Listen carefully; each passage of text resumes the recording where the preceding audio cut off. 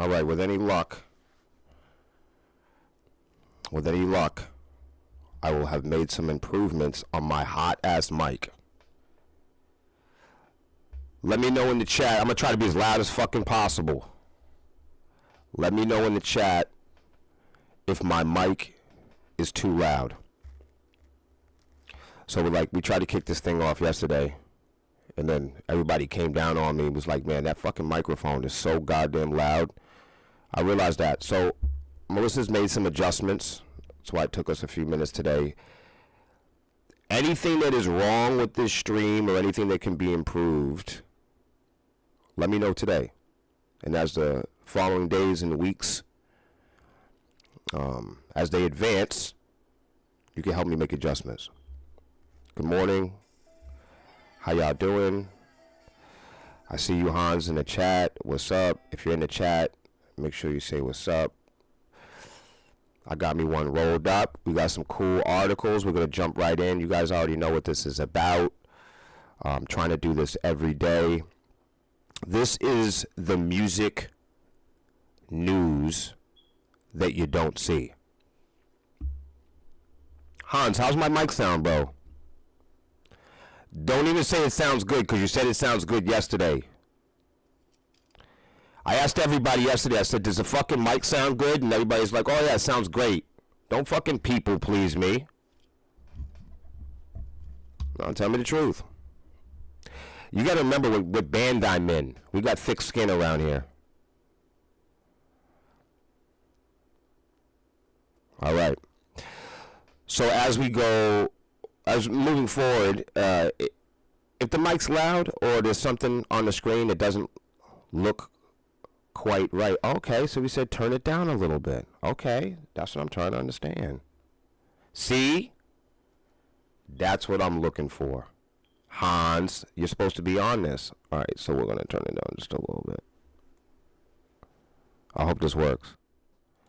All right, now I've turned it down. Now I'm going to get really loud, so not to completely annoy the fuck out of everybody. Ah! How was that? Was that clipping? A lot of distortion. It sounds like still? Hold on. I just turned it down. You did? Yes, I did. This is a work in progress. Trust me, once we get it, then we got it. How's that? Does that sound better? Another thing you can do is press the little minus symbol there on the mic. Maybe that'll help.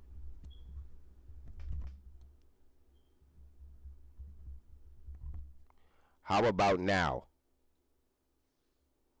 I didn't even know there was a button for that. Yeah. Okay, that's good. Turns you up or down. All right. Let me know how this sounds, everybody. Now, I'm not going to lie to y'all.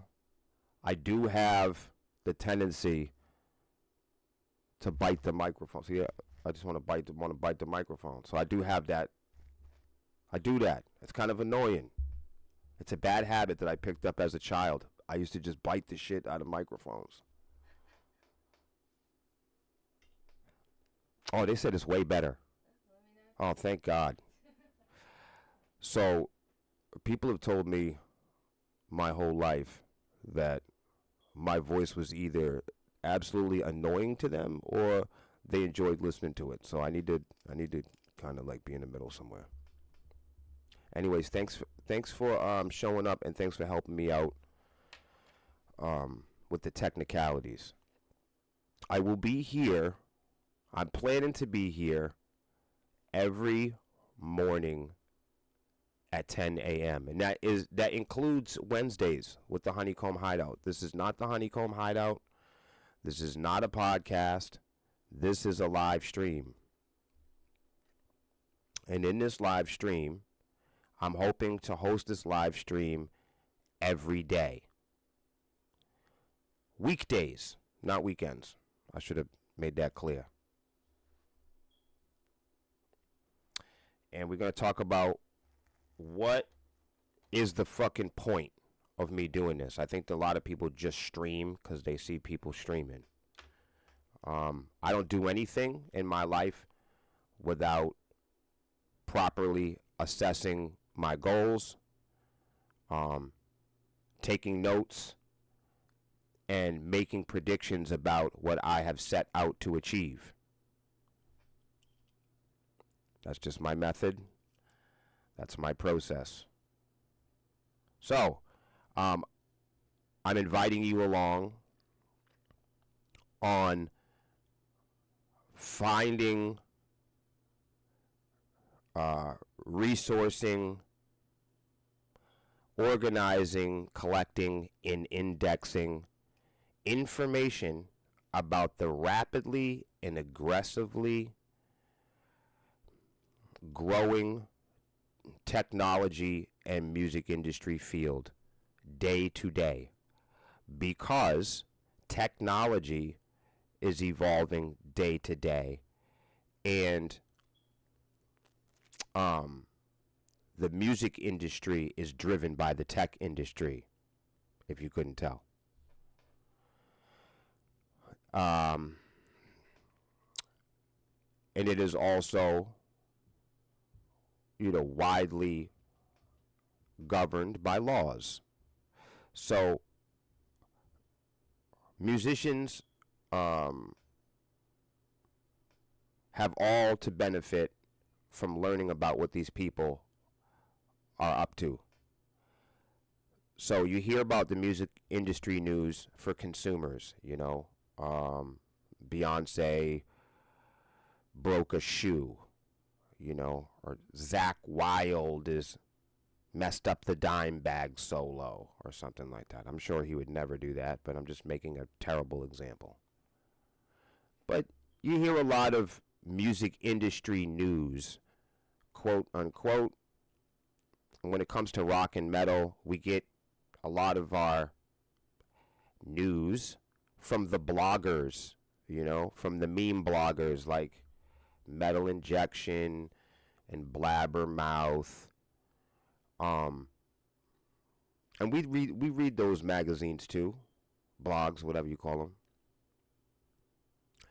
them. But we noticed a couple years ago that there wasn't a lot of actual industry news. Most of those blogs now are kind of just like, I would call them like rumor mill magazines. You can't really look at publications like The Pit or Metal Sucks or Blabbermouth, Loudwire, or Metal Injection. You can't look at those publications, even by description, and call them rock and roll or industry news. It's more like rock and roll and industry rumors, entertainment, and like TMZ style meme mag bullshit. Where in my opinion, a lot of those blogs, it reinforces the conclusion that they've just run out of ink a long time ago. So it's like this kind of point and click advertisement friendly spammy rumor mill telephone game, he said, she said music news. And there's just so much of that. I mean, most of the music news publications that roll off the tongue, the ones that are popular, are like meme magazines almost. They're like meme blogs. When you think of Revolver, I think of advertisements and rumors and then, a couple of centerfolds, a couple cover stories. But it's all about images and cover stories. There's not a lot of news. There's not a lot of rock and roll. There's not a lot of authentic music news. So I have created this live stream because there is no live stream like it. It just dawned on me that there is no excuse me, there is no independent musicians. There are no bloggers. There is no one on social media. There are no bands or band members. Not even Nick Nocturnal or Jared Deans or the other guys there. What's the other guy there? It doesn't matter. Tank the Tech and all these other guys. He does a pretty good job, actually. You know, coming from a stagehand background, I can see where he might be a little more layered. But yeah, there's very little information about touring, about streaming. There is very little information about artificial intelligence and what's really happening with that. How do we figure out this music royalty thing? What is metadata and how do I write it into my music and why is that important? That's the kind of stuff that we're going to cover right here.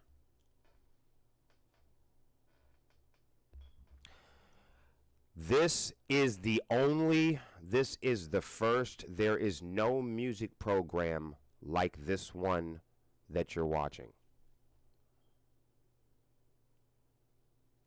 There are no other groups. There are no other artists or bands at our level or bloggers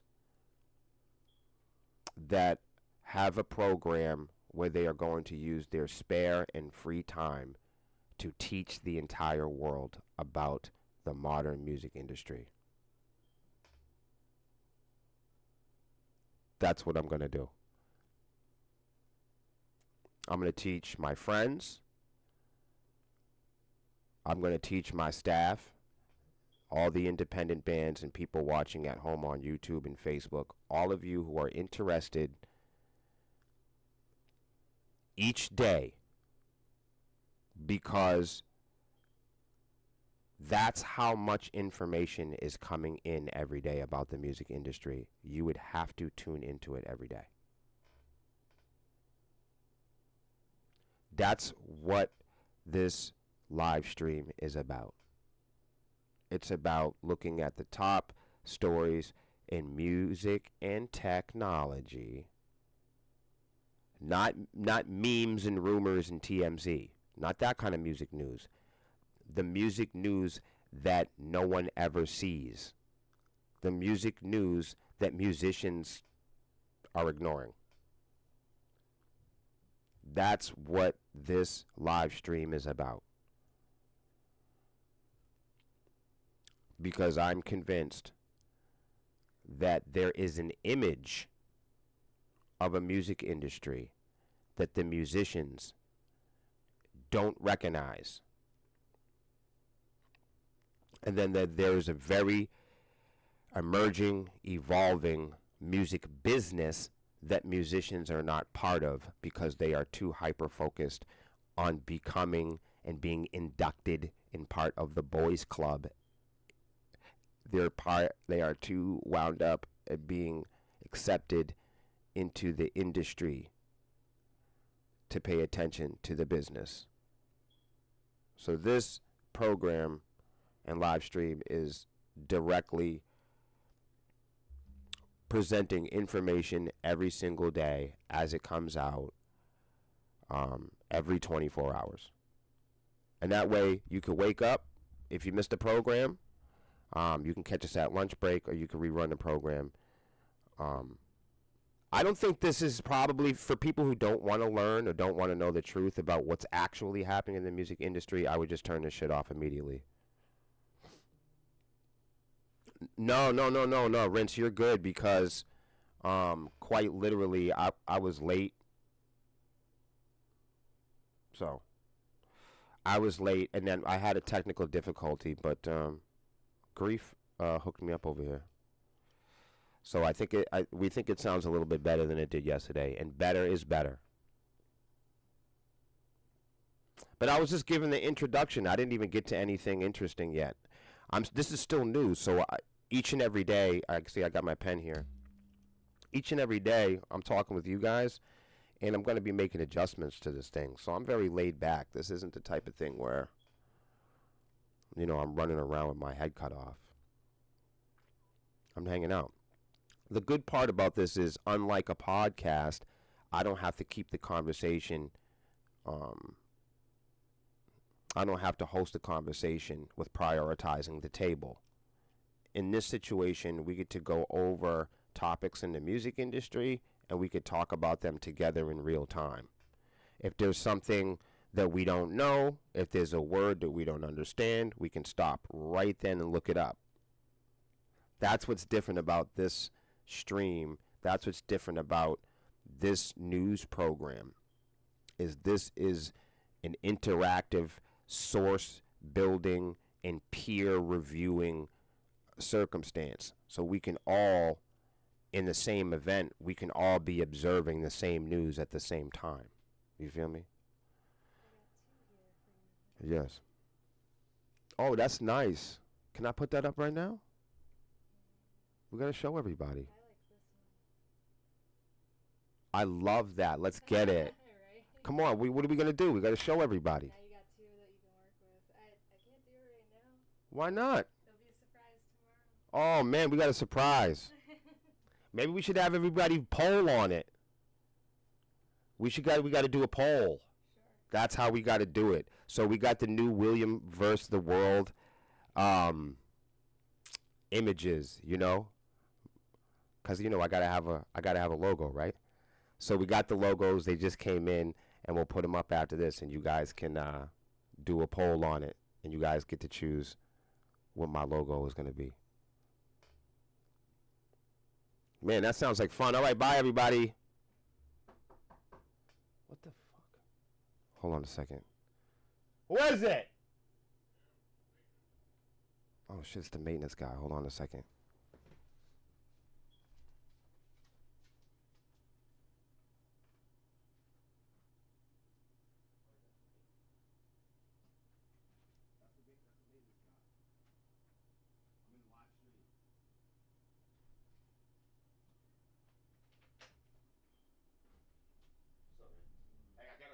There's a live stream on in the back. You can come in.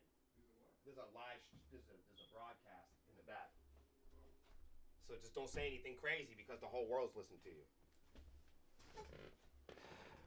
Yeah, so the maintenance man just came in now. But I know him and he knows me, and he's gonna go take a look at something. Tell the maintenance guy he can wait. I can't tell the maintenance guy that. I cannot tell him that. He's busy. Well, so one of the viewers here says, tell the maintenance guy that he can wait for more important things. But I'm assuring everybody at home that this is the most important thing that we need to be doing. He's already doing it. We got it. So Leroy is my maintenance guy, and I've known Leroy for this will be 7 years after this year. Pretty soon. That's crazy. Time flies when you're having fun. All right, so I'm going to jump into this article right away without further ado. We'll read it along together, and haha, that's funny. All right, so you guys, I don't know if you guys remember from the last podcast that we had about Live Nation's On the Road Again. Please put a 1 in the chat if you're familiar with what I'm talking about.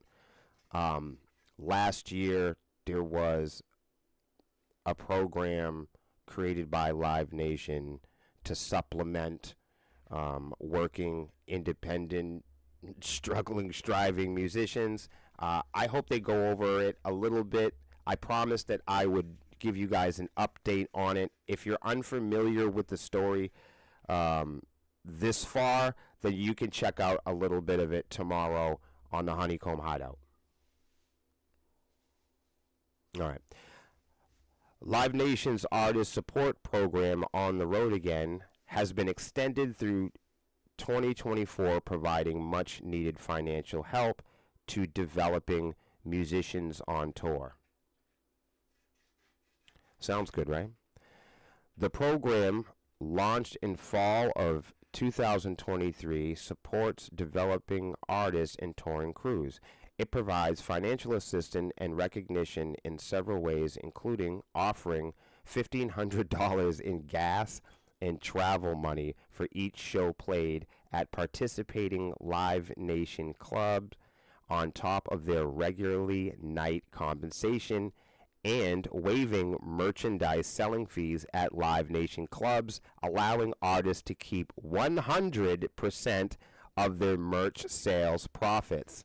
The program also distributed several bonuses to touring crews and venue crew members that have worked over 500 hours in 2003. Live Nation created the program with the legendary Willie Nelson, On the Road Again, whose 1980 track On the Road Again lent its name to the venture. Isn't that generous? They say, our goal was to make touring a little easier, and we've accomplished that night after night for over 4,000 artists. I'm not trying to be a smartass here, but does anybody know one of these 4,000 artists? I'm just curious about that. Please let me know if you've directly had a conversation with any of these living creatures. Leroy, where you going? I'm gonna have to bang with a hammer. Oh, for real? No, I'm not gonna. I'm gonna wait. I'm gonna Okay. come back. Okay, just let me know, and then I won't have a stream. All right, so Leroy's gonna come back because he's gotta bang with a hammer. He's gonna let me know. So if you wind up coming and I have to cancel one of these things, it doesn't matter. It's not gonna take me long, but it's gonna make too much noise right now. Okay. All right. Understood. There he goes. Leroy's leaving, everybody. Say goodbye to Leroy. He's gonna be back at another time. Thank you, brother.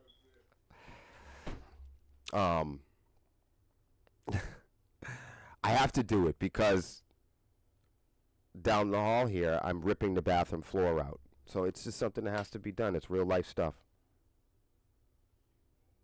It is real life stuff, man. You gotta do what you gotta do.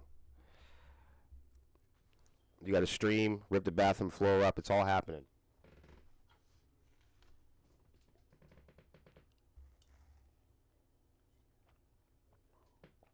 All this chatting, I forgot about my my coffee. That's crazy. All right.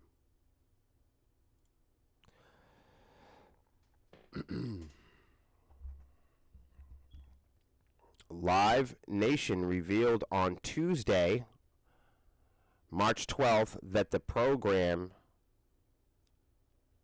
has so far distributed tens of millions of dollars to over 4,000 artists and counting. Somebody, if you can find one of these 4,000 artists, please have them contact me. Because apparently, they've been distributed to, they've received special bonus and elevated club staff to $20 minimum wage in recognition of their support to developing artists. What they're saying is that they're giving a guaranteed $20 minimum wage to club staff that have recognized this program On the Road Again. The program has also donated, of course they've donated, $5 million to Crew Nation to support crew across industry, according, of course, to the official website for On the Road Again. Mikel Rapino, that is a crazy name, president and CEO of Live Nation Entertainment, said, "We are proud to keep On the Road Again rolling strong.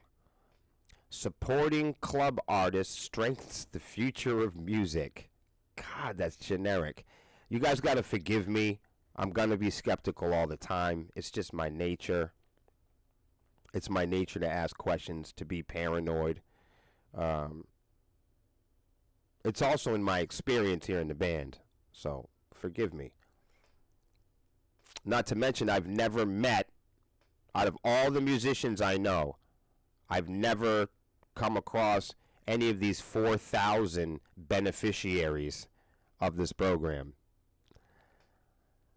Live shows are vital income source for artists, often comprising the bulk of their earnings, noted Live Nation. That's so nice of them. While the live music scene is thriving, rising tour costs constrain budgets, especially for developing artists who strive to keep ticket prices accessible.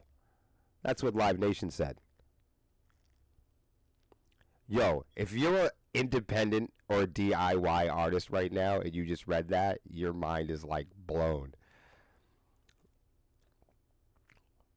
While the live music scene is thriving. For who? Ticket scalpers?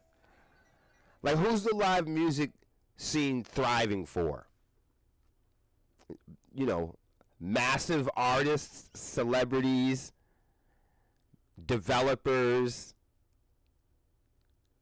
bankers. What part of the music industry is thriving for people? For people buying tickets? What about musicians and the fans of the musicians that are, you know, working hard to enjoy the experience? Ticket prices are at an all-time high, and independent bands can't get booked anywhere. If you're an independent band and you're booking tons of shows, you're doing good. Yeah, seriously. On the Road Again is a collaborative effort drawing on Willie Nelson's experience and feedback from artists, crews, venue operators to address the everyday challenges of touring. Have any of you guys talked to Willie Nelson lately out there in the independent world? If you're an independent band and you've spoken recently about the woes of DIY musicianship, if you've had the opportunity to talk with Willie Nelson about this, hop on in here and give us some feedback. If you're one of the 4,000 artists and beneficiaries of the Willie Nelson, if you're one of the beneficiaries of the Willie Nelson On the Road Again Live Nation tour benefits, then please raise your hand and let it be known.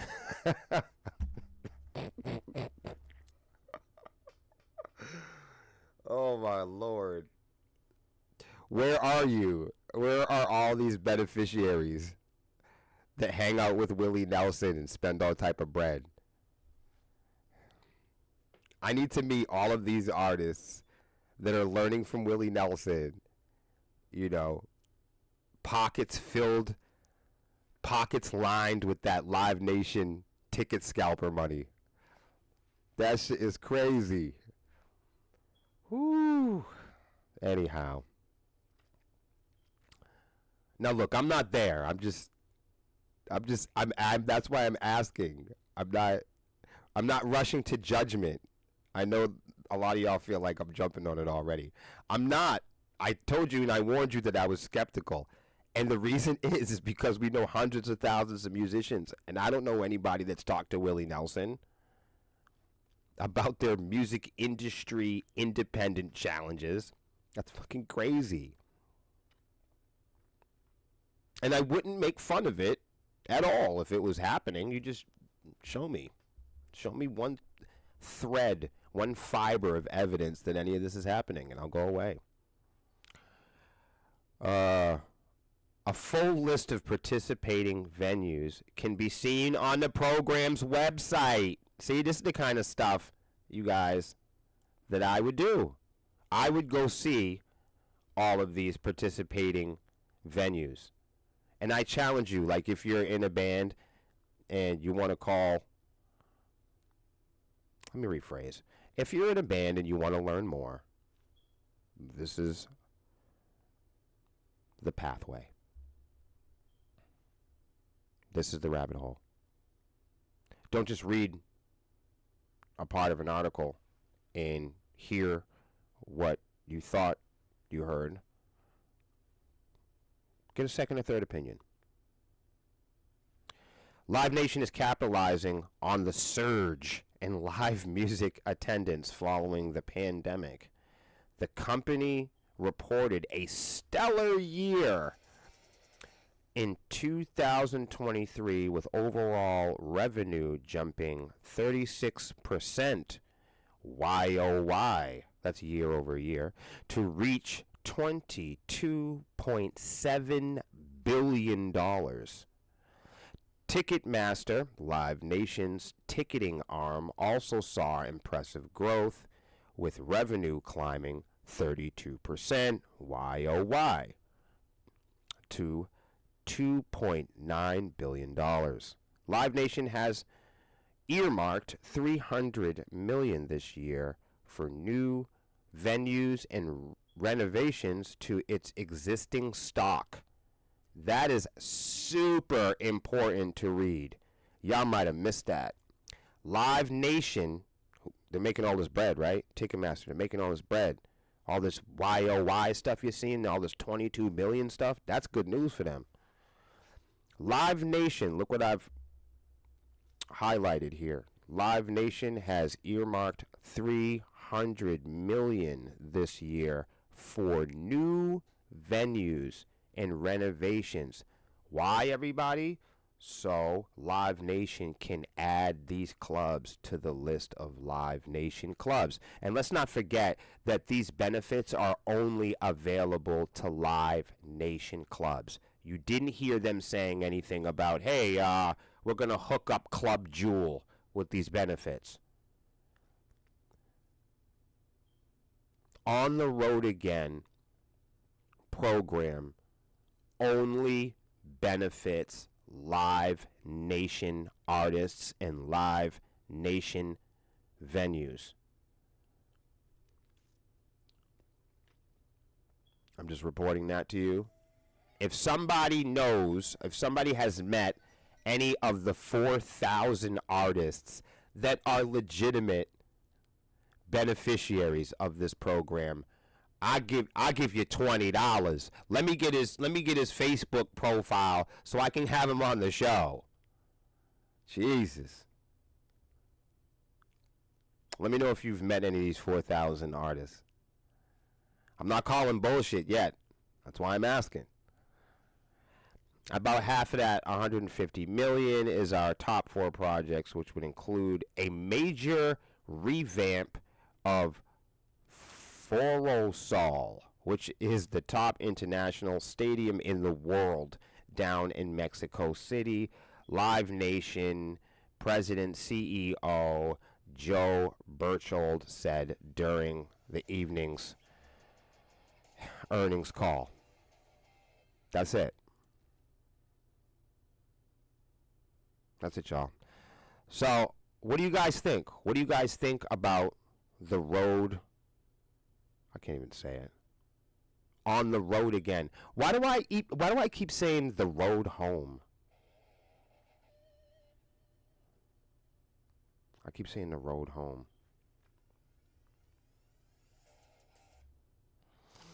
I didn't realize that. So, hey Chad, how's it going? Hey Kev, how's it going? Scott, what's up, man? Oh, yo, and here's the cool part. I don't know if you guys were here earlier, but we have some logos now for the live stream. That's why I was a little late today. And then the maintenance man came. And then we just been having it. We're doing it, though. That's the main thing, is that we're doing it. How you guys doing? I noticed live streaming, I drink less coffee.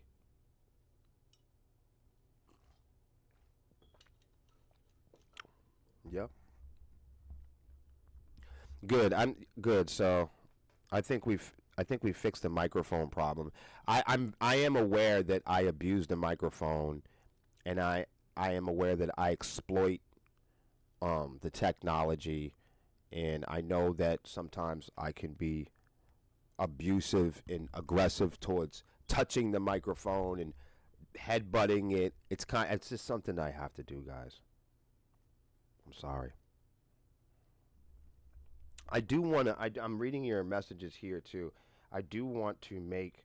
I need some moderators for the show. So maybe two, maybe one. But the whole point it would be like people that could come to the show from most of the morning. Your mic. Good, good, good, good, good, good. Good, good. I don't know yet if this is. I'm not used to using microphones like this. I have a much better microphone. I have a much better microphone than this. I'm just using this temporarily, which is part of it. Let's do some more news. How DSPs can bring about a new music altruism. What the hell does that mean? We gotta look that one up. Well, actually, I'll ask the chat. Chat, what does that mean? Altruism. Do you know what that means? I don't know shit like that. People think I know all kinds of fancy words, but I really don't. I gotta look up everything. That's the difference between me and everybody else's. I don't pretend to know shit I don't know. Instead, I just look it up. I've never heard that word before. And I refuse to read y'all this article without knowing what I'm talking about. We just don't do it like that. This will be a live stream where we all learn together. That's why I don't mind slowing down the conversation. We can take our time. We're going to figure out this music industry thing together. But not before I learn out what this is. The belief in or practice of disinterested and selfless concern for the well-being of others. Holy shit. What? Let's go over this again. Now this changes the whole energy of me reading this article. Holy shit. Now I'll say for the people in the back. Me personally, I don't like using vocabulary that I'm clueless about. If I use an English word and I'm a little unsure of it, I'll go look it up and double check. So I didn't know what this word meant. I don't know even if I'm pronouncing it correctly. But as I stated, anytime that I'm not sure or I'm unsure of what something means here on the live stream, we can stop and I'm just going to go, thank you so much. I'm not sure which one of those, I'm not sure if we just got stars or somebody, I don't know what's going on. I don't know what all the sounds mean. I don't know if I'm getting stars. I don't know if I'm getting kicked off the fucking internet. The police are coming. The maintenance man's back. All I know is I hear a funny noise and I brace for impact. So whatever you guys just sent me, thank you. Please share the feed and share the stream also. And if you guys send me stars and stuff like that, I'll buy extra weed to smoke and coffee for the live stream. That's good for me. So I know that I'm really making it with the stream when I buy an extra bag of trees a week. That's why I know I've really made it. So rest assured, anytime that I don't know something, I for sure am going to look it up. I for sure am going to read it. I for sure am going to take out the time with all of you to read, especially look into what I don't know. So, without further ado, altruism, the belief in or practice of disinterested and selfless concern for the well-being of others. And this next article is how DSPs can bring about a new music altruism. All right.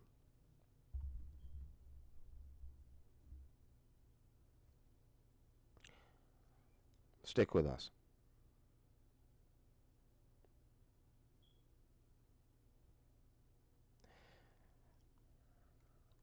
About 25 years ago, a financial analyst told me that it was impossible to become a billionaire before the age of 30 unless you inherited the bulk of the money or were one of the beneficiaries of Live Nation. No, I'm just kidding. One of the beneficiaries of kleptocracy. What the fuck is that? What the fuck is kleptocracy? What is that, like a fucking disease or something? Now I gotta look this shit up. God damn it. I haven't even started. Now we're already looking shit up again. This goes to show you how qualified I am for this shit. Kleptocracy? Kleptocracy, also referred to as thievery? What? Is a government whose corrupt leaders use political power to expropriate the wealth of people. Good God. Everything I read about the music industry has these crazy words in it, and I read it, and it's like, you know, the beheading of somebody's mother. It's like, what the fuck? Yikes. Apparently no news is good news. They held up Bill Gates as proof of the concept. He was 31 before he became the world's youngest billionaire in 1987. Imagine that. The internet changed all of that, of course. In 2008, when Facebook had only been going for 4 years, Mark Zuckerberg became a billionaire. At the time, he was 23 years old, everybody. What do you think about that? Utterly unconnected to this news that Blinding Lights by The Weeknd recently became the first track to cross 4 billion streams on Spotify. Plus, there are unconfirmed suggestions that Taylor Swift's music was streamed over 1 billion times in the first 12 days this year. How's that for some music industry news? Streaming services absolutely love pumping out press releases and statements that celebrate record-breaking success like that. Spotify has even created a playlist called, in a humble block caps, Billionaires Club. I love that. Well, I don't personally love that, but I love the information that I'm learning. Let's bring that back. Streaming services absolutely love pumping out press releases boastfully and presenting statements that celebrate record-breaking success when artists hit billions of plays and enter their little boys clubs and fancy exclusive groups like the Billions Club, where it encourages you to stream, at the current count, the excluded tier of 560 tracks that have been each generated over 1 billion streams. YouTube also has its own billion views club. It's a playlist which, at the current count, has 324 videos that have each had over 1 billion streams. Because the one thing these tracks all have in common, of course, is the need for even more promotion. The European Parliament has voted in favor of a potential major overhaul in how streaming revenues are allocated. Imagine, because I've never said anything about that, right? This includes calling for a revision of pre-digital royalty rates, as well as having a pop at schemes that see lower or zero royalties applied in certain instances. You with me? It was not mentioned by name, of course, but it is impossible here to not think of Spotify's discovery mode. You know, everybody has heard of Spotify's discovery mode. It's a pay-to-play advertising mode on Spotify where independent artists pay Spotify even more fucking money for them to appear in discovery search queues and dashboards. Independent artists have to pay Spotify to be presented in Spotify's discovery mode, which are apparently premium dashboards where independent artists, if they give Spotify even more money, they might be seen. Maybe. You know, if you pay them, if you pay Spotify more money. I thought being on Spotify in the beginning was so artists could be seen. Why would you give them even more money to be seen? Everyone always makes the argument that people always are making the argument, okay, that streaming sites aren't for independent artists to make any money or to make a living. That's ridiculous. Everybody knows that, William. That's an insane idea. We are also desensitized that we are firmly satisfied. We are clearly happy with the results of streaming, one of which the independent artists don't get paid. And the ones that get paid don't get paid fairly. You guys have been comfortable with this model. And when I bring it up, people say, oh, well, don't be silly. It's never been about getting money. It's never been about making a living. It's about exposure, Will. That's the good thing about DSPs like Spotify. It's not about money, Will. The big privilege, of course, is all that exposure. And then I point out here, as you're reading, that you have to give Spotify even more money to participate in their programs, like Spotify's discovery mode. And in Spotify's discovery mode is a mode that independent musicians can give the streaming site even more money for a chance to play the casino, for a chance to play the fucking lottery, and wait in the music line for something special to happen to you in the future. It's pay to play. It's payola. There is also talk from the European Parliament of a quota system to give European acts more of a leg up for greater transparency to be imposed on DSPs to properly disclose what music in their catalogs has been created using AI. Look at that, Gio.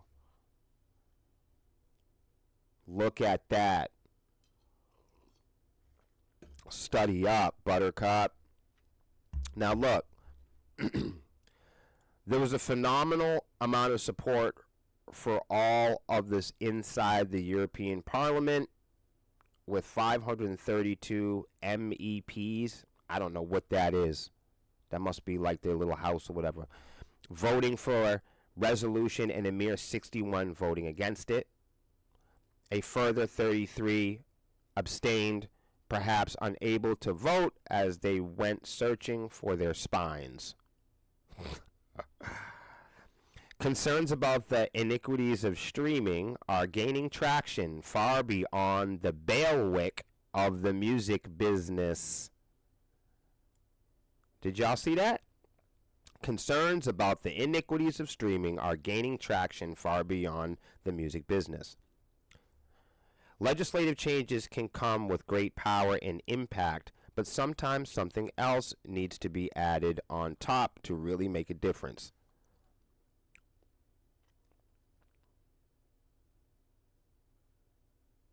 This is why I'm thinking their next step here could be something from a taxation that is imposed on artists like The Weeknd, Taylor Swift, and other billion streaming unicorns, that a handful of acts who are hogging all the seats at the DSP banqueting table, gorging on almost all of the available income inside their ornate palaces of obscene wealth, oblivious to their noses of millions of others much less fortunate, acts outside desperately pressing their noses up to try to see inside these diamonds as big as the Ritz. The solution is widening wealth. Iniquity can be the inverse of something that is already happening in the streaming economy. Both Spotify and Deezer think it is absolutely fine and completely fair to demonetize streams that do not reach a certain threshold. This is being presented as a war on AI, white noise, and the opportunistic gaming of payment systems by nefarious operators.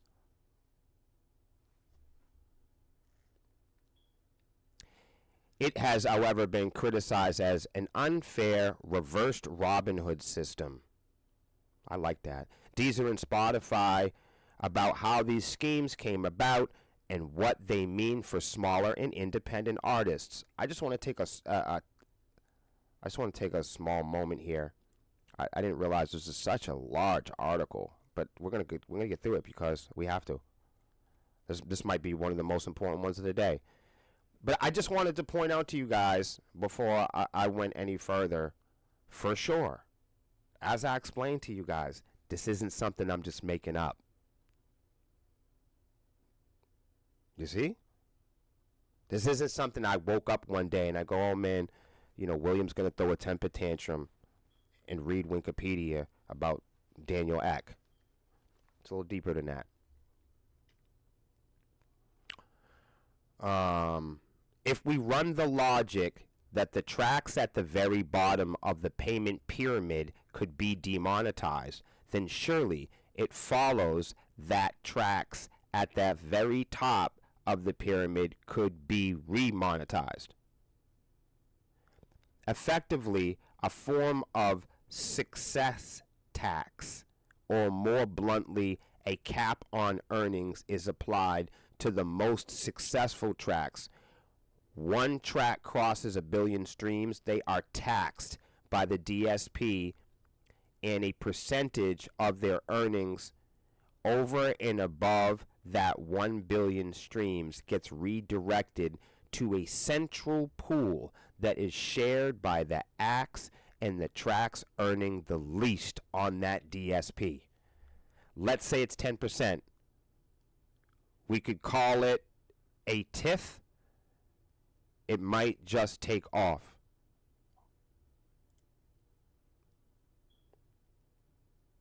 What do y'all think about that?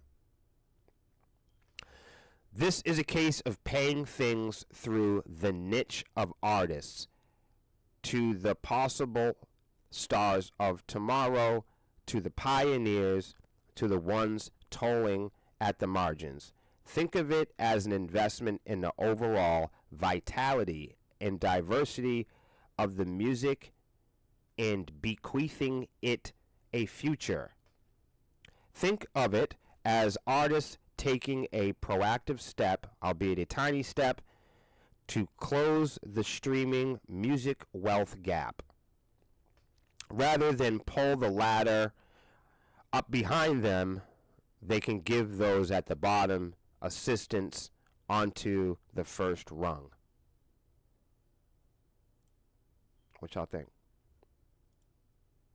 I will say this. Thank you so much, Brandon. I appreciate you, man. I definitely appreciate that. Everything that you guys donate to us on all of our streams, it goes back to the streams. It goes to batteries. It goes to guitar strings, streaming services, occasionally ads, picks, gas money. And we really appreciate those of you that understand the operational investments of what we do. It does take time. And it is not easy to do what we do. That's why a lot of people aren't doing what we do. Do you guys have anything to say about that? I'm not forcing you to say anything about it. I just haven't heard from you guys in a while. Han says it's madness, that amount of money. A government of corrupt leaders. Crazy. Ready? How many companies are they? It's crazy, right? Scott says, as always, a government of thieves, man. And you guys are reading this stuff with me. It's not like I'm sitting here coming up with opinions and polluting the internet. I'm reading this. I can put up the links also. Do you guys think that's a good idea? Maybe I put up the links, and then are people going to go over and read them again? Probably not, right? You guys would rather just read them here with me, and then that's it. I originally started doing this live stream because I noticed a lot of my band members, staff members, and people that I was sending links to for education, they weren't reading them.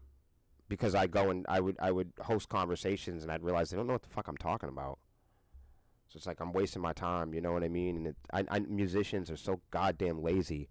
I'm like, I know I can help the bands on Facebook. I know I can help the bands on social media. I just know by experience, like working with rappers and singers and songwriters. We're all living on this isolated kind of like tunnel vision where artists are kind of like waiting around for a manager figure or a label figure to tell them what to do, you know. For years and years as young artists, we're just kind of like waiting for these experienced, really generous and smart people that care about us to come into our lives and invest in us and share all this information, tips, and what they don't tell you about these old fucking windbags is these guys haven't bothered to update their gatekeeping toolbox in a few years. So once you start actually checking these goons, you see that they don't know anything about the modern music industry. They are easy to reference experience that they had in their 20s or their 30s when they did a little booking, when they did a little artist management. You know, some of these guys that played manager for a few weekend warrior bands, and they opened up for Three Doors Down from a Puddle of Nickel Creed. These guys think that they've made it somehow and that the music industry hasn't adjusted or evolved or expanded in the last 3 minutes, when actually it evolves every 3 seconds. And I digress. And I digress.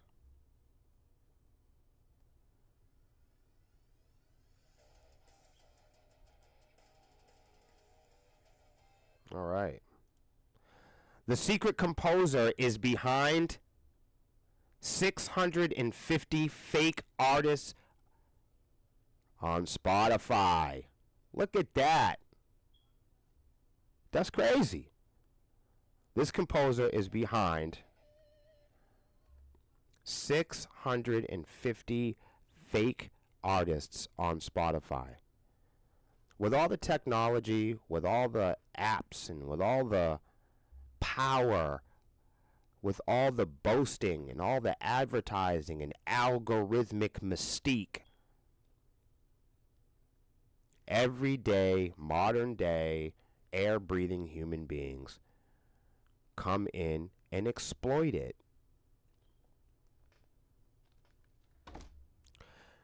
People will sit and argue with me online of how all powerful and almighty and how privileged we all are to be a part of this technology, how streaming is a gift of God to us all and not just a temporary solution to piracy. If you ask me, streaming is a temporary, lazy solution for piracy. And even when these big tech companies boast about billions of streams and their billion stream alumni, they are so excited to advertise this and promote and celebrate their achievements. But you don't hear about this, do you? The secret composer is behind 650 fake artists on Spotify. His music has been streamed 15 billion times on the platform. The concept of fake artists on Spotify is a story that we have been following here at Sepsis for a long time. The existence of fake artists on the platform is now a well-known fact. Did y'all hear me? So when you guys act like these apps and developers and technology and fucking toys are a gift from God, this is the shit that I'm reading. That regular common sense people in the music industry feel that fake artists on the platform is a well-known fact. And it's a well-known fact because I fucking told you it was. It's just that you guys didn't believe me. You wanted to believe what you wanted to. Music released by musicians under pseudonyms who have no real name, no real online presence other than their Spotify accounts and plays, and whose music can be found on many of Spotify's key playlists dedicated to mood music. Fake artists debate was reignited in 2022 when Swedish newspaper Dagens Nyheter ran an expose. It's here. I should probably read that later. On a Swedish-based indie label Firefly Entertainment and how it makes its money by releasing music by lots of fake artists.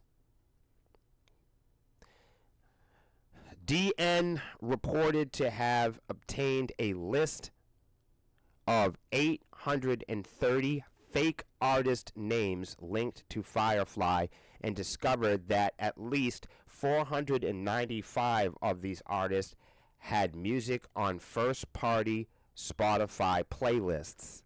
Do y'all hear me?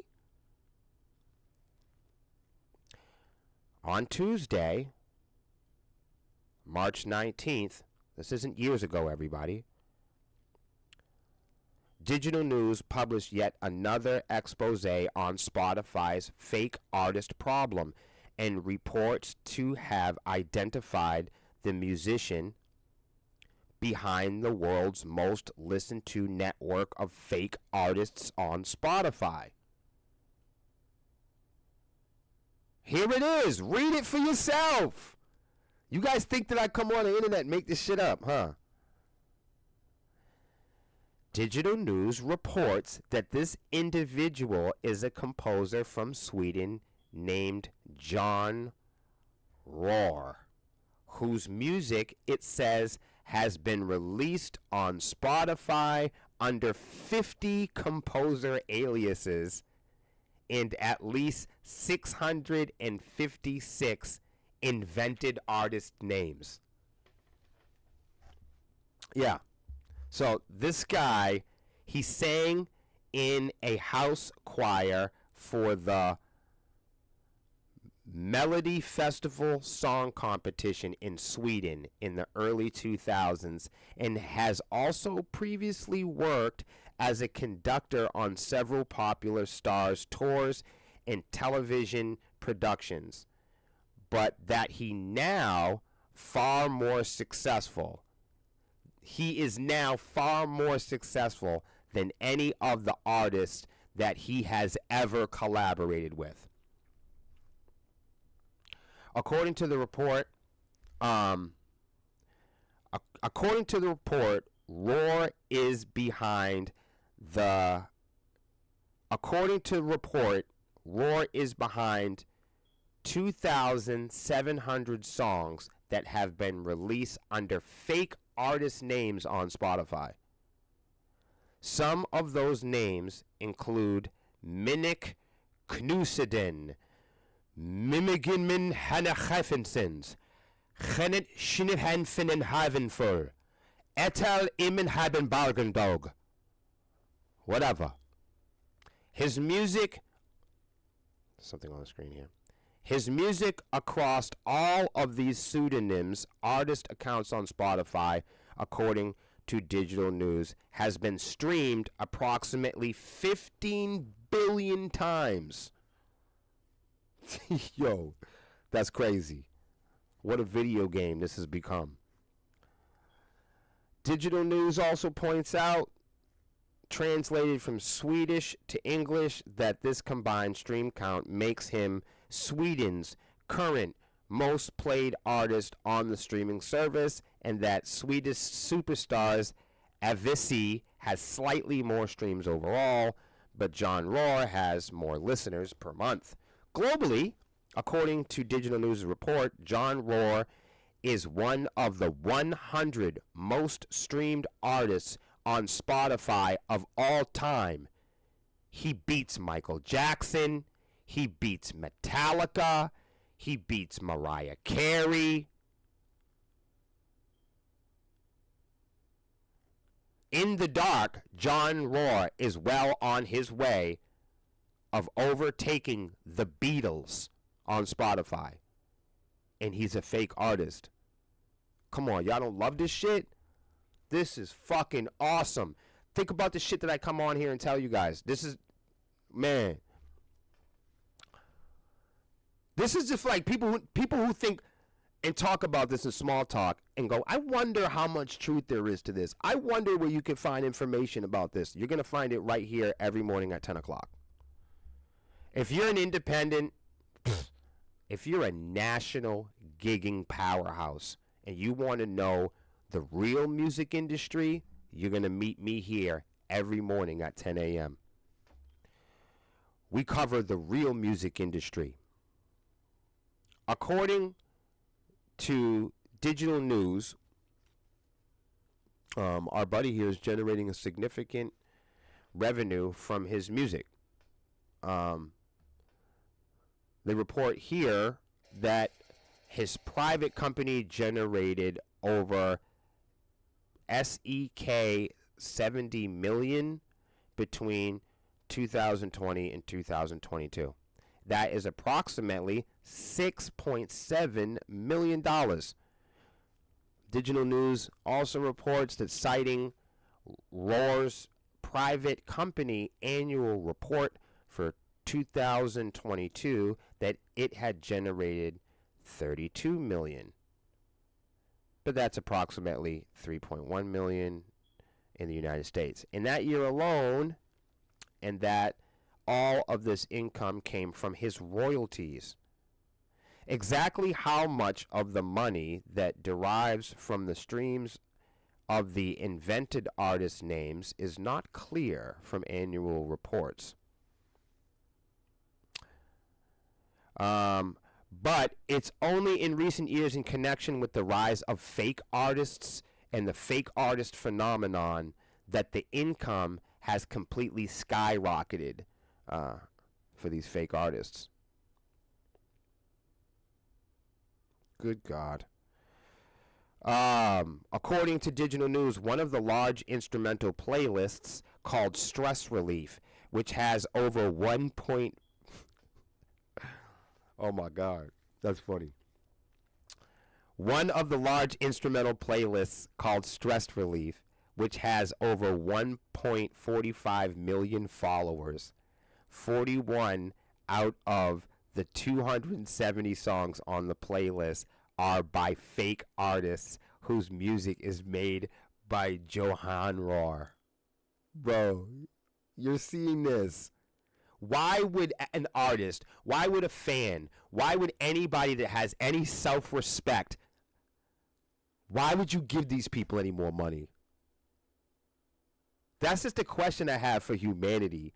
Knowing any of this. Like when, you know what I mean? Like when slavery was really popular and people knew in the back of their minds that it was really ugly for humanity. Like there had to have been people who knew that slavery was an ugly, ugly stain on humanity. And they keep buying into the product, knowing how harmful, knowing how much energy comes from. It's crazy, bro. If you claim to be a self-respecting artist, if you claim to be an authentic music connoisseur, like we all claim to be at times, how is this helpful for people? How is this helpful for music? How is this helpful for our economy? What do we set out to achieve by allowing Spotify to do stuff like this? Why are we allowing it? Why do we allow that to happen? We all say we love music so much. Then how do we allow it to be devalued to this point, where we allow major companies to dominate royalties and streams with fake artists over real human beings trying to make a living? I just don't know. I don't know how your heart, I don't know how your loyalty, I don't know how your loyalty stays together, knowing what you're reading with me. I don't know how you can be loyal to these devices, to this arcade. I don't know how you could give these billionaires another dollar to build tools to steal from hardworking people. I don't know how you could invest or subscribe to a company that hurts your neighbors. Read it for yourself. How could you do this?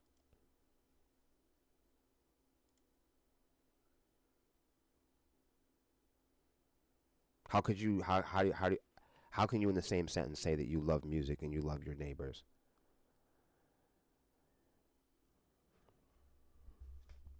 I'm asking you. That's what I'm asking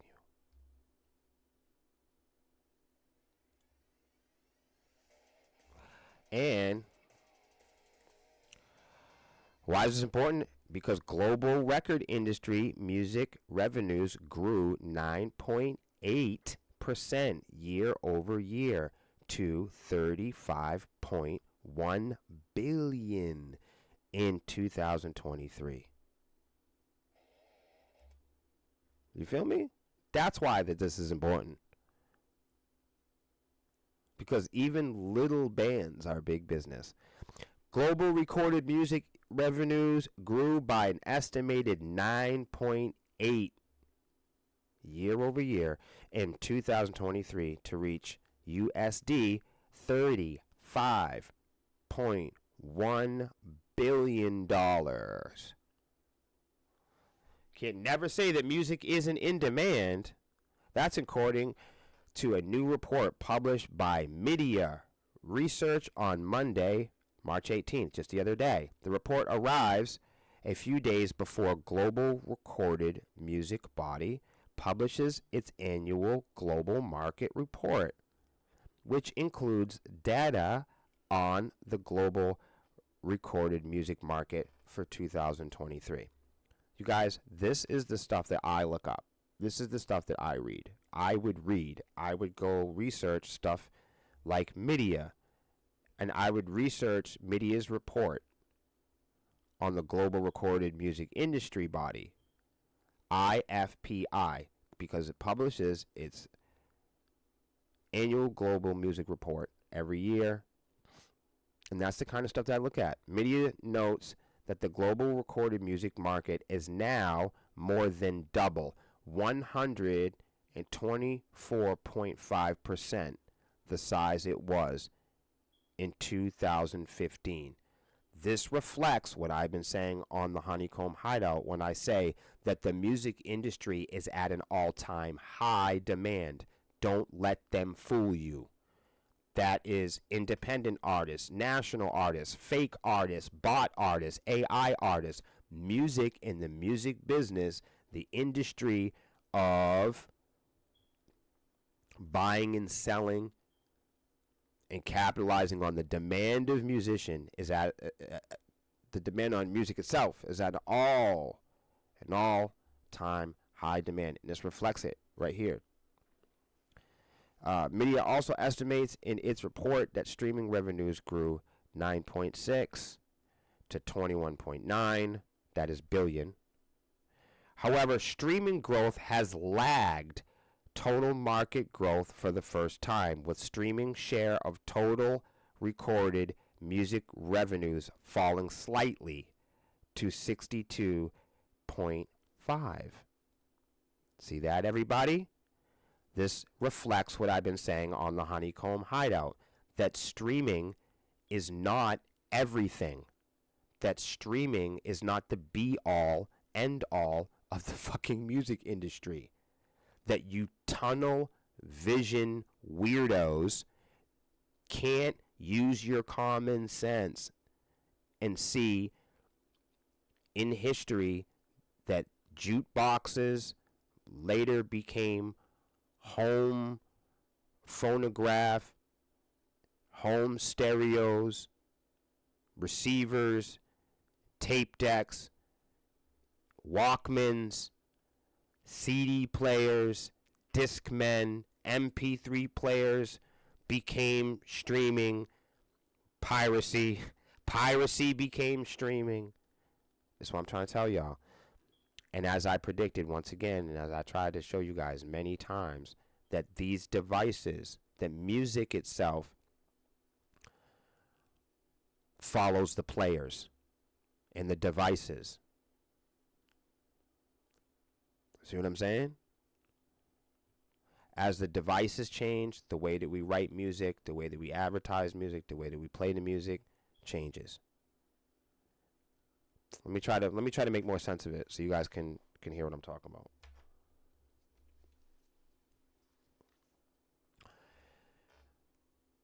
If Spotify is the largest digital streaming provider, and they're the most popular streaming service, and their standard for music is the volume is at 8, right? And the songs on Spotify standards have to be 3 minutes long. Now, of course, I'm just making this up. This is just an example.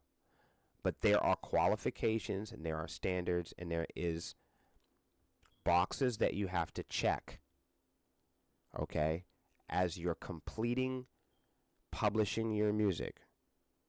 All artists have to go down a music checklist, and we have to check the boxes prior to a release. We're checking these boxes to make sure that it follows a quality and a standard based on the devices, streaming services,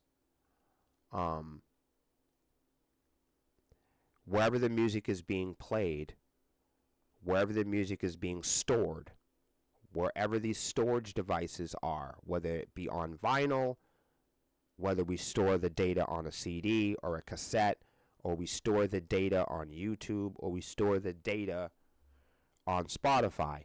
Every one of these platforms, be it digital, be it hardware, they all have IRSC codes, metadata, UPC codes, UPCNs, and the list goes on. For real. I could go on and on. So what I'm trying to tell you is there's only so much music that you can record on vinyl. So companies that make vinyl, they come with qualifications and standards that fit the features and characteristics of vinyl. So when vinyl was really popular, there's only so much music, there's only so much data that can be stored on that vinyl disc. When music was on 8-track, there was only so much music and data that could be stored on those cartridges. As technology expands, so does the room for compressed music like MP3s, and then you have MP3 players. But right, the quality is not as great as a CD, right? So how do you get really high quality music with unlimited storing, right? You have to remove it from the CD. You have to remove it from vinyl because there's not an unlimited amount of storage on a cassette. You see what I'm trying to tell you guys? So let's say that CDs are the most popular way that people are experiencing music. That means that all the writers and artists of the world have to write their music for CDs. Did you get that? If you didn't follow me, it's going to be tough for you. So if a cassette tape only has 60 minutes of music on it, then an artist has to fit 60 minutes of creativity into that project. If Spotify says, well, we're Spotify, we're iTunes, we're Pandora, we think that great songs based on our algorithm are a minute and a half. If Spotify and iTunes feel strongly that consumers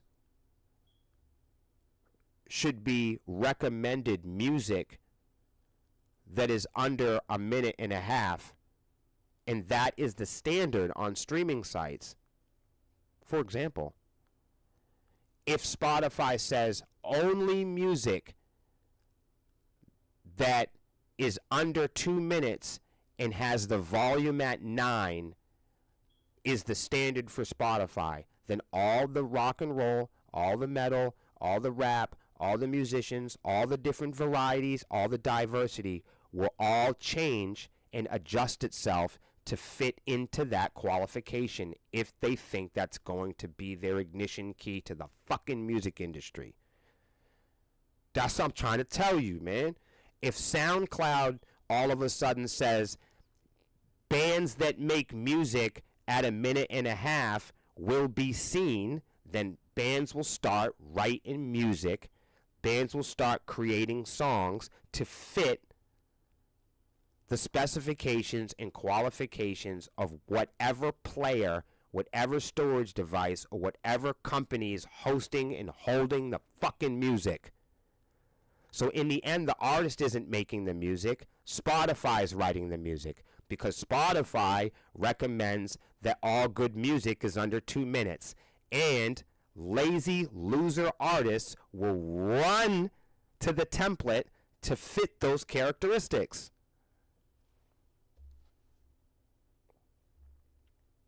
I forgot what I was saying before that. I don't even care anymore.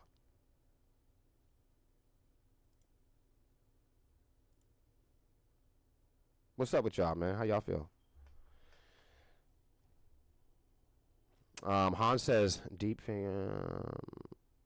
Scott says, I don't even listen to Spotify. I still listen to music as it's supposed to be on CDs.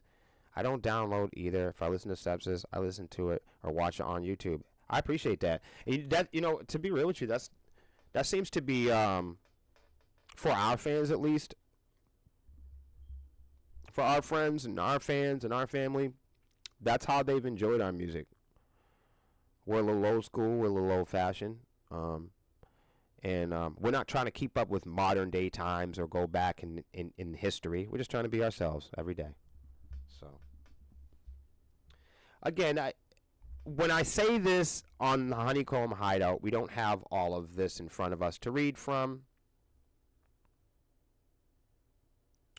We don't have all of the evidence right in front of us, so it's easy to just naysay, or it's easy to just have a bad attitude if you think that I'm just making this stuff up as I'm going along. I realize that, but that's why I'm here, and in this program, that's why we pull up and we walk through the facts. We check the boxes together, and then we talk about it, and we do the homework together. This live stream is for people that care more than just having an opinion. This live stream is for people that really want to learn about the actual music business, the actual music industry, and not the one that people talk about on Facebook. Not the one that artists fantasize about on TikTok. Speaking of TikTok, let's do it. TikTok adds new influencer audio clips to its commercial sound library. That doesn't surprise me. You want to know why? Because UMG and Warner removed all their music. They need to do something with this, right? Let's check it out. It's an interesting consideration, essentially facilitating creative partnerships of sorts without brands having to make individual deals with creators. Though, of course, the audio isn't custom. You can only use the pre-recorded samples provided. But still, it could add some extra spark to your TikTok clips. The only reason why I'm saying this and even going over this is so you guys could see that they were serious about removing the music from TikTok, and they're still serious about it. They still can't come to a deal.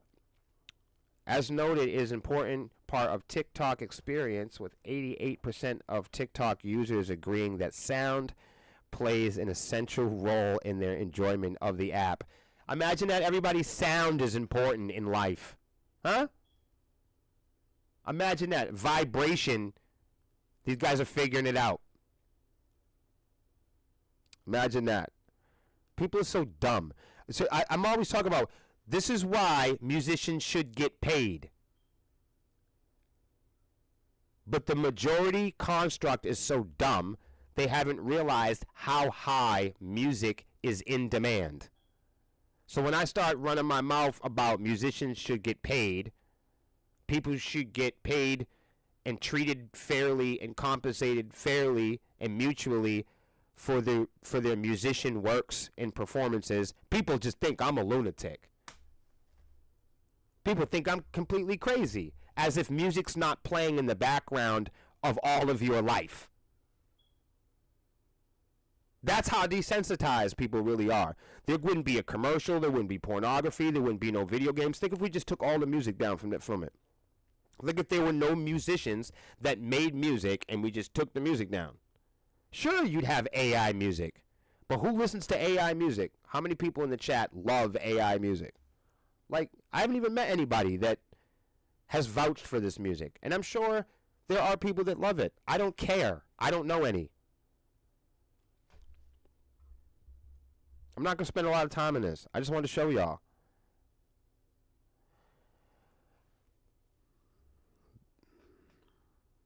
Those stats are also interesting in the context of the platform's ongoing dispute with Universal Music, which claims that, of course, it removed its music to protect us, the artists. Everybody always is protecting us, but not paying us.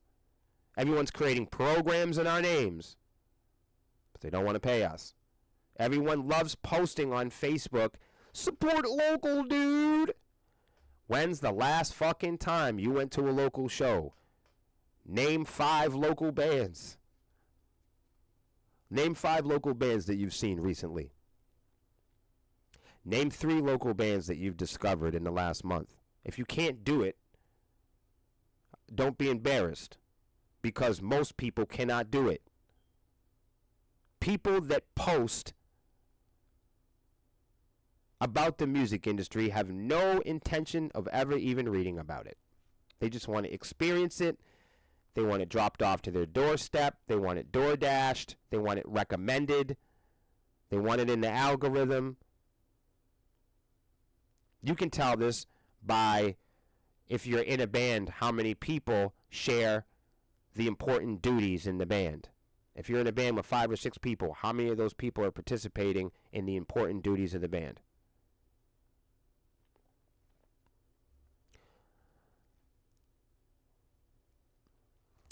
With big names like Taylor Swift, Adele, Drake, and Billie Eilish all signed to Universal, that's a problem for them. But a new announcement relating to in-app audio content specifically, and how it can be used to help businesses enhance their in-stream promotions.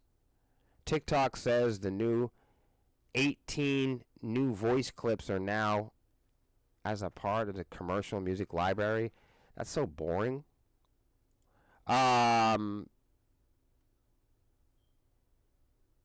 Okay, this is different. This looks like a honeycomb hideout thing, but I think it made it in here. That's okay. We'll do something different. We did that one yesterday. We did that one too. How did this get cycled back in? That's where we ended. You guys remember that? Oh, man. I can't believe we're doing this again. That's funny.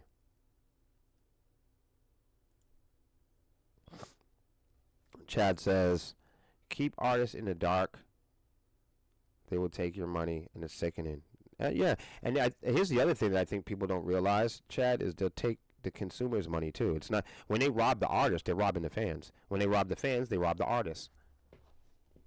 The music industry is supposed to be for the artists and the fans. It's not supposed to be for fucking corporations. And how do I know that? Because the corporations always are always advertising that they're here for the artists and the fans. If you ask the corporations, they'll tell you that they're here for the artists and the fans. They are always advertising and boasting that. That's their number one selling point. So sell it right back to them. Sell it right back to them. If they're really here for the artists and fans, then why don't they get the fuck out of here and stop being middlemen? Let's do it.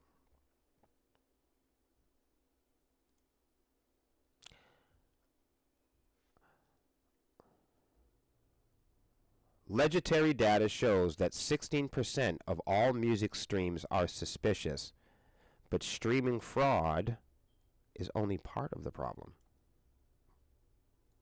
So you might think to yourself that I went out and I searched for all of these articles and that I have this crazy tunnel vision on music streaming. But I'm here to report to you again. That's why I'm doing this every day. This is what's in the news today. This is the music news today. This isn't the music news 10 years ago. This isn't what's happening in the industry 3 days ago. This is what's happening. This is what everyone is talking about in the music industry today. Do you want to have the topic? Do you want to have the conversation? Or do you want to ignore it? That's the only thing you have to ask yourself. This live stream that I'm doing every morning at 10 o'clock is about what's happening in the current environment, the current daily real music industry, not the one that artists are fantasizing about on Facebook. Not even the music industry that the big celebrities are fantasizing about in the fucking green room. This is the actual music industry that you can observe with me every single day, and we can talk about it. This isn't the Williams opinion about the music industry. This isn't I'm going to make stuff up based on what I hope to have happen in the music industry. This is me gathering as much as I possibly can about the music industry daily, and then reading it and going over it with you in real time in a transparent, fair, safe environment where we're both looking at it. And you don't have to feel like I'm beating you up with the truth. This is an opportunity to stop paying attention to what we look like and to what I sound like and the image of our band. This is an opportunity, whatever genre that you're in, we know you're too lazy and scared to death to learn about this shit or talk about it openly because you're afraid that you won't be accepted in the music industry. That's why I'm here, because you're fucking scared. I'm the guy in the music industry that says the stuff that all the other musicians are terrified to say. Look at me. I'm that guy. Nobody on planet Earth has dealt with more rejection than me, so I'm ready for it. I don't give a shit about the music industry. That's why I have the ability to tell the truth. I don't give a shit about being accepted in rock and roll or hard rock or your little boys club music industry celebrity groups and your little cool guy clans. And because I don't care about being in the rock and roll music unseen scene, because I don't care nothing about how rock and metal artists and bands view me. I don't care how the court views me. I don't care how the country views me. I don't care what size or shape you are, or what color you are, or what your job is, or what branch of law enforcement or military that you come from. If you know me, especially those of you that know me personally, know that I personally don't give a shit. And that's why I am the only person on the internet that has the balls to come on here and tell the truth, because I'm not afraid of none of you punk motherfuckers. Simply put, I don't want to be part of your music industries. I don't need any of your awards. I don't need to be accepted by anybody in my neighborhood. I don't need to be the cool guy. I don't need to be rich. I don't need to be popular. And I'm not looking to achieve any of these things with my music. And the difference between me and most artists is I know that that's what you guys are trying to achieve. Popularity, riches, money, fame, and power over other people. And that's why I'm showing you this stuff. Because I know a lot of you musicians out there and artists all have a dream of being rich, popular, and powerful over other human beings. Because you've been taught that. You've been taught that by a product called the music industry.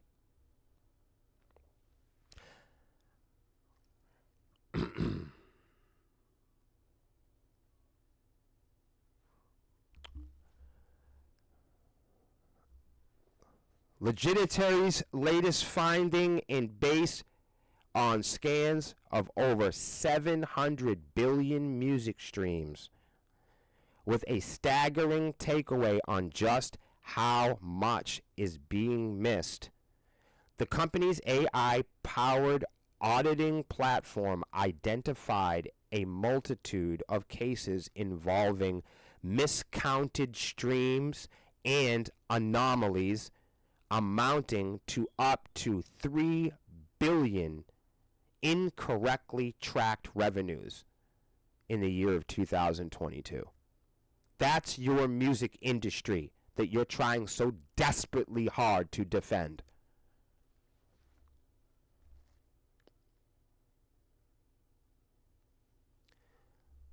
The amount is eyebrow-raising, to say the least.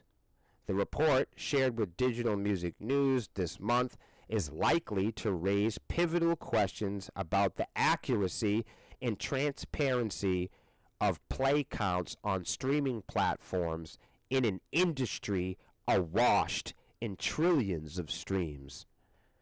Alongside the broader anomalies in the streaming industry, including streaming fraud, reporting errors, metadata discrepancies, and others, Legitaries is also shedding light on other non-obvious issues, including unexplained drops in streams and 0 reported streams. But for all the focus surrounding streaming fraud, the findings offer a surprisingly different assessment of the problem. Just recently, Legitary joined forces with Digital Music News to further educate the industry on what their research is revealing. Legitary's findings take the issue of misreported streams beyond the typical discussions centered around streaming farms and streaming fraud. More importantly, it sheds light on the fact that fraud is only a modest part of the bigger anomaly pie. See, who would have known? Indeed, the different types of anomalies within the larger pie are unique and demand different solutions. Moreover, recidification of these anomalies requires a diverse set of approaches and strategies. Nermina Munich, there's a name for you, CEO of Legitary, believes non-fraudulent anomalies are arguably the bigger enemy since they directly impact the IP owners involved. That's not always the case with streaming fraud. Streaming fraud tends to garner the most attention within the industry. However, Legitary noted that a far larger percentage of the issues are unintentional or rooted in data errors. No surprise to me there. Most importantly, tracking those problems results in a one-to-one recovery of missing royalties and doesn't involve chasing shadowy stream farm operators. Perhaps labels need to point their guns at a bigger boogeyman. With a substantial percentage of music streaming royalties potentially compromised by a broad number of potential issues, these hidden problems, Legitary believes, do not receive the level of attention they deserve. While streaming anomalies, we're seeing royalties simply not getting generated, so the issue is harder to find, keep track, and resolved in comparison to streaming fraud. The music industry must delve into the occurrences and factors that could be contributing to the exacerbating these anomalies. It's absolutely imperative. While the issue is significant, the crazy name person is quick to point out that streaming platforms aren't solely to blame for these anomalies. I think that's important. Legitary's report also notes that with far superior data quality, major labels account for fewer streaming anomalies compared to discrepancies recorded for indie label artists, of course. There are many possible problems with missing stream payments, and suspicious stream counts don't necessarily arise due to streaming platforms. Instead, the missing revenues stem from reporting issues, flawed data, and overall inaccuracies within the industry. In some cases, we're seeing significant unexplained drops in streams, and at some points, no streams recorded at all. What are we seeing here, y'all? We complain all the time about streaming fraud and that being the major issue and the nucleus and the priority of the conversation surrounding people missing money. But here, let's look what it says here. Legitimary's report also notes that with far superior data quality, major labels account for fewer streaming anomalies. Do you see what it's saying there? Major labels. Listen, independent artists, for God's sakes. You guys try so hard to be part of the boys club, you're not seeing what's happening to you in your own club. You want to be part of the majors so bad that you have tunnel vision, and it's challenging you to look at yourself in the minors. Don't want to be major so bad that you can't look at the minors. And that's the golden carrot that they have hanging in front of your face all the time. Is you're going to be a musician, you're going to be a musician someday, you're going to be a professional someday, you're going to be in the industry, you're going to be a national, you're going to be a national musician, you're going to be national to these people, national touring artists. Even national touring artists don't do national tours. Come on, man. Y'all got to get with me on this. Major labels account for fewer streaming anomalies compared to discrepancies recorded for indie label artists. Once again, not only is it just streaming fraud that independents have to battle, they have to battle just being independent. You feel me? Just being independent means you get paid less. Just being independent.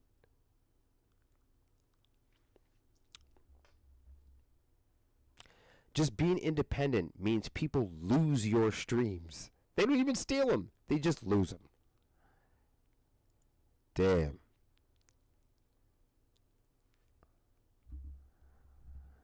Yeah, they got the stream farmers and stuff like that. But it's even worse. It's even worse in a sense now. Because streaming fraud has gotten so much attention in the news, don't think that streaming companies haven't taken advantage of that. Did you hear what I just said? Streaming companies know that streaming fraud is a popular topic right now. Don't think for 1 second that they have not leveraged that news. Don't think for 1 second that people don't leverage the obvious news that we're getting ripped off. Don't think that large companies and corporations are not leveraging the news and the opportunity that independent artists are starting to figure out how much we are being stolen from. What we need to do is try to get through to our friends and families and crooked consumers. You guys have a wonderful rest of your morning, and I will see you tomorrow for William versus the World. Music industry news every day.